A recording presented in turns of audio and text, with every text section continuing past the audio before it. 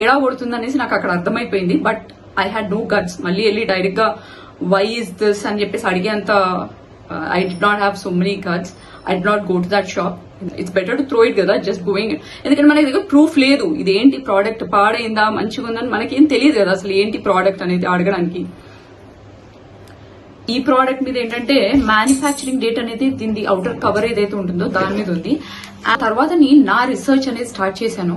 ఒక డీలర్, ఒక one of dealer అనమాట, ఫేమస్ డీలర్, అతను క్లియర్ గా చెప్పాడు ఇప్పుడు యాక్చువల్ గా చాలా షాప్స్ లో బ్రాండెడ్ పెద్ద పెద్ద షోరూమ్స్ లో కూడా, మంచి షాప్స్ లో ఉన్న వాళ్ళు కూడా సింపుల్ గా ఆ షాప్ వాళ్ళ చేతుల్లోనే ఉంటుందంట. ఆ డేట్ ది కూడా చేంజ్ చేసే ఫెసిలిటీ వాళ్ళ దగ్గర ఉంటుందంట.